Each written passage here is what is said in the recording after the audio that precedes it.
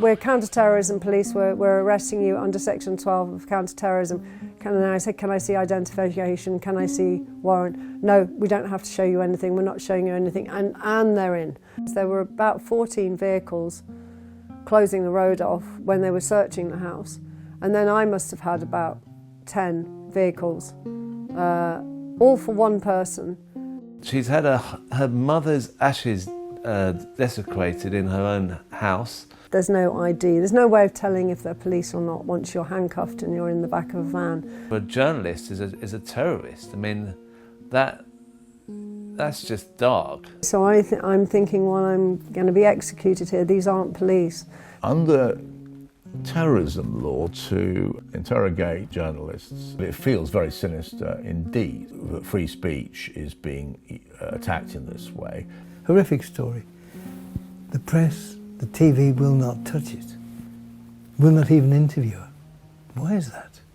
I don't really understand why other journalists won't support someone who's had their whole life traumatised in such an incredible, barbaric way. The key thing is, if you stop it at its source, you're not censoring it. We are not being told a story which is about 75 years of occupation, about a genocide, about starvation. We are facing every man, woman and child and unborn fetus, an annihilation of the entire population. And to do that, they've got to get rid of people like us. It's total censorship.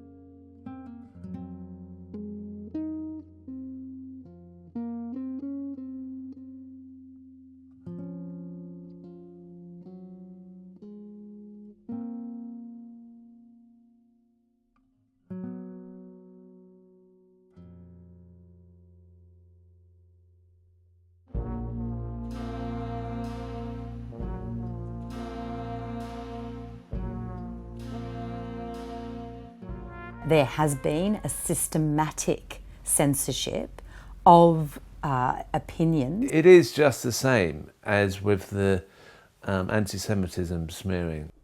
It's an extraordinary situation where if you oppose the murder of children, you're the worst type of moral criminal. I mean, what? It's extraordinary.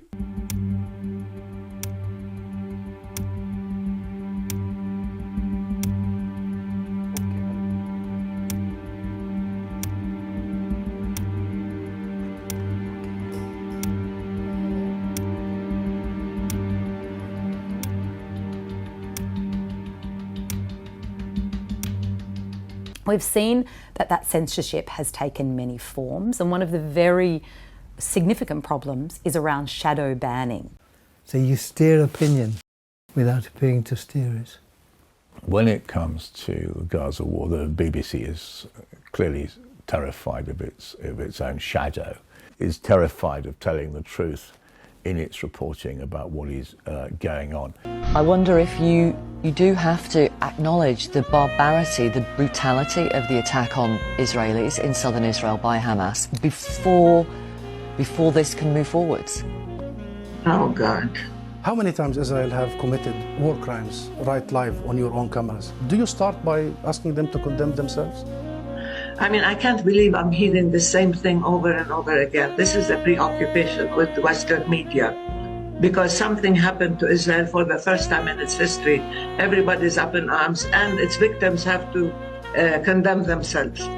I mean, come on, this is a political conflict. We have been denied our rights for a long time. You bring us here whenever there are Israelis who are killed. Did you bring me here when many Palestinians in the West Bank, more than 200 over the last few months, Do you invite me when there is such Israeli provocations in Jerusalem and elsewhere? Seema, thanks for that. Seema Shine from Tel Aviv University, who was head of research at Mossad in the past. Thank you. In an organisation that was allegedly independent, my arse, as Ricky Tomlinson would say. It's on warp speed what's happening. I mean, you have really high profile examples of people who've, lost their jobs as a result of their criticism of the Israeli state. I've just written to a Tory MP and I've questioned him on his views of Gaza. That's all I've done, but it's all right, it's no biggie. 4 freaking hours later, I was being marched out of the building where I was accused of defamation. It's like, on what effing planet was that defamation? Me writing to an MP. Defamation, anti-Semitism, libel, misuse of college IT, and discussing it in front of the students and inciting them to riot. Sorrow, shame on you! Your hands are bloody too!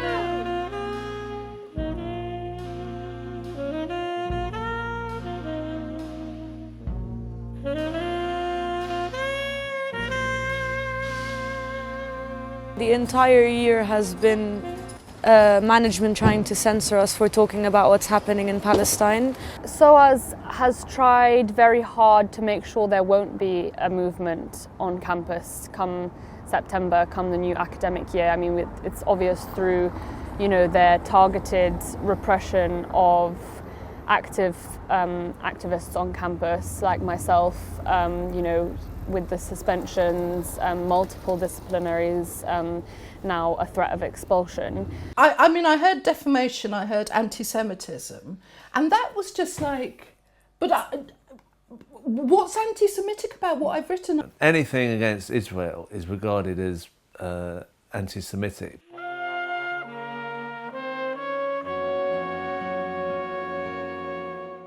Why are you making this nonsense up? I know why you're making it up. Because you are part of a lobby that is trying to support a vicious, racist endeavour in Palestine. You have asked me twice if I'm a Hamas supporter, and I have to let you know how deeply, deeply offensive that is. There was a lot of police brutality. Pretty much everyone that was there was in some way physically brutalised by the police. It is not acceptable that there is no transparency around how government agencies, including those in Israel, are influencing and able to influence the censorship of material online. Essentially, content that people are putting up on these platforms is then not able to be appropriately shared, is not able to be appropriately liked.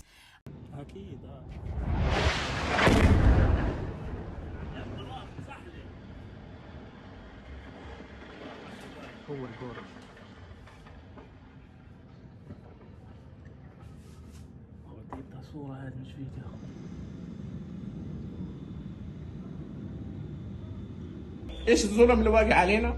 بنتي بقطع لها رجلها من دون بنش، وين الرحمه؟ وين الانسانيه؟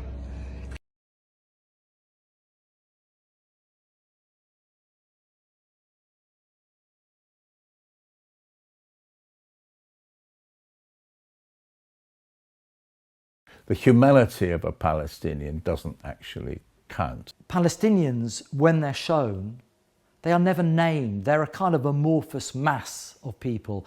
There is a deep racism about the reporting by Western media of Palestinians. It's as if things just happen to Palestinians. There's never any doubt from the BBC reporting that the Hamas killed Israelis, but when Israeli airstrikes kill Palestinians, it's reported very often as if somehow some act of God has occurred. Palestinians' silence, and that enforced silence of the Palestinians tells the audience these are less than human, doesn't matter so much. And the racism that underpins that That's what is so deeply shocking.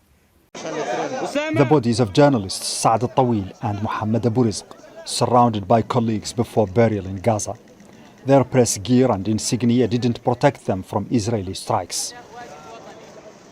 By the time they fell on October 10, just 3 days after the war began, already 7 local journalists had been killed.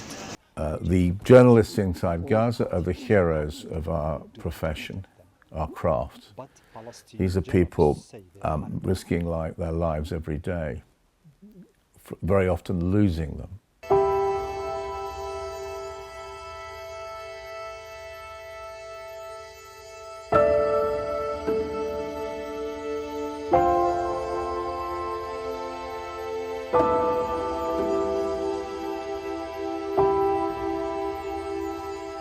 The number of Palestinian journalists that have been killed is, I mean, it's unprecedented.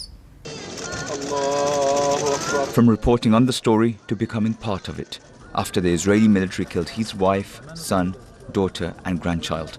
If they're prepared to kill doctors and nurses and medics, ambulance staff, they're now killing journalists, 170 journalists, then that's going to spread. That's going to leak out. It's not just going to be a Gaza thing. It's going to leak out into other countries. I think historians may well reach the conclusion that most of Britain's leading journalists, newspapers, broadcasters have been complicit in the mass slaughter of Palestinians.